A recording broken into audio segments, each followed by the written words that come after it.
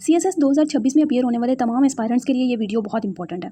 इस वीडियो को एंड तक देखने के बाद आप लोग इस चीज़ के बारे में कॉन्फिडेंट हो जाएंगे कि आपके पास किसी भी एस्से को लिखने के लिए या किसी भी एस्से की ब्रेनस्टॉर्मिंग के लिए a lot of ideas, a lot of material, a lot of content मौजूद है। हमारे एस्पायरेंट्स का सबसे मेजर प्रॉब्लम जो एस्से लिखते वक्त आता है वो होता है उनका ब्रेनस्टॉर्मिंग। मैं आपके सामने कुछ ऐसे ब्रेनस्टॉर्मिंग ट्रिक्स रखूंगी जिसके बाद आपको एस्से की ब्रेनस्टॉर्मिंग या आउटलाइन बनाते वक्त कोई मसला दरपेश नहीं आएगा। अपने तमाम तर जो फियर्स हैं वो आप इस वीडियो के बाद ख़त्म होते हुए देखेंगे।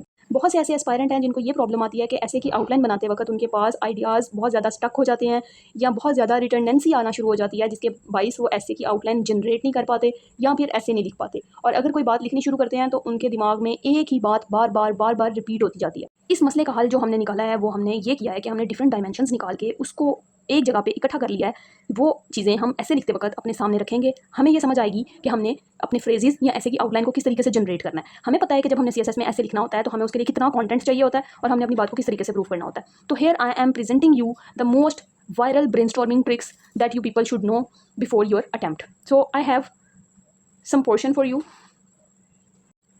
तो जी, सबसे पहले हमारे पास जो ब्रेन स्टॉर्मिंग की ट्रिक्स हैं उसमें हमारे पास कुछ लेवल्स आते हैं। सबसे पहले हम उसको डोमेस्टिक लेवल पे देखेंगे। जब भी आपने ब्रेन स्टॉर्मिंग करनी है आपने डोमेस्टिक लेवल के ऊपर, individual level, community level and institutional level के ऊपर उसको सोचना है। सोचने से आपकी ब्रेन स्टॉर्मिंग स्टार्ट होती है ना। जब आप सोचेंगे किसी चीज़ को उसी तरीके से आप उसको इंप्लीमेंट कर सकेंगे।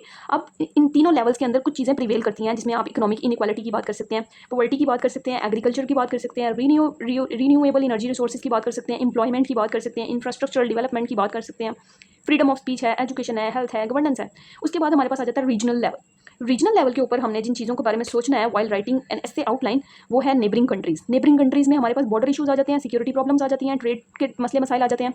रीजनल ऑर्गेनाइजेशंस आ जाती हैं जिसमें सार्क है, आसियान है, ये सारी ऑर्गेनाइजेशंस। फिर रीजनल कॉन्फ्लिक्ट्स के बारे में आप थोड़ा सा सोच सकते हैं कि कल्चरल एक्सचेंज है, अफगान इंडिया के जितने भी रिलेशन हमारे जिनके साथ टाइज स्ट्रॉन्ग नहीं है उनके साथ हमारे क्या डिफरेंसेस हैं। जियो स्ट्रेटेजिक पोजीशन के बारे में आप अपने पोर्ट्स, गवादर या वाटर सिक्योरिटी इशूज़ के बारे में आप ये सारे हवालों से सोच सकते हैं।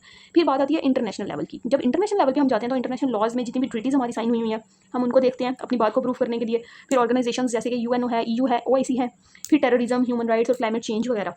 ये सारी वो चीज़ें हैं जो हर एस्पायरेंट को पता है। हमने हर सब्जेक्ट के अंदर कहीं ना कहीं इन चीज़ों को रीड आउट किया होता है। लेकिन मसला ये है कि हम इनकी प्रैक्टिस नहीं करते। जब तक कि हम इनकी प्रैक्टिस नहीं करेंगे हम ऐसे को कभी भी पास नहीं कर सकते। तो आज के बाद जितने भी एस्पायरेंट्स ने अपनी आउटलाइन बनानी है उन पे ये लाजिम है कि उन्होंने हर एक पॉइंट को इस नज़रिए से देखना है कि वो हर एक पॉइंट से एक फ्रेज़ निकालें और उसको पैराग्राफ बनाने की कोशिश करें। जब वो इस तरीके से आउटलाइन बनाएंगे तो वो देखेंगे कि उनके पास बेशुमार आइडियाज़ हो जाएंगे, उनके पास अलॉट ऑफ कंटेंट होगा जो उन्होंने इसमें डालना होगा और उनके पास कोई भी ऐसी सोच की बंदिश नहीं होगी जिसके बाद वो ऐसे ना लिख सकें। तो ये एक बेहतरीन तरीका है ऐसे लिखने का। आप इसको अगर आपको पसंद आया तो आप वीडियो को लाइक करें, शेयर करें और चैनल को सब्सक्राइब करें। इसके बाद हम एक ऐसी वीडियो बनाएंगे जिसमें हम कोई एक टॉपिक उठाएंगे और इस ब्रेनस्टॉर्मिंग के तरीके से हम उस पर आउटलाइन जनरेट करेंगे। So stay tuned and stay together. अल्लाह हाफिज़।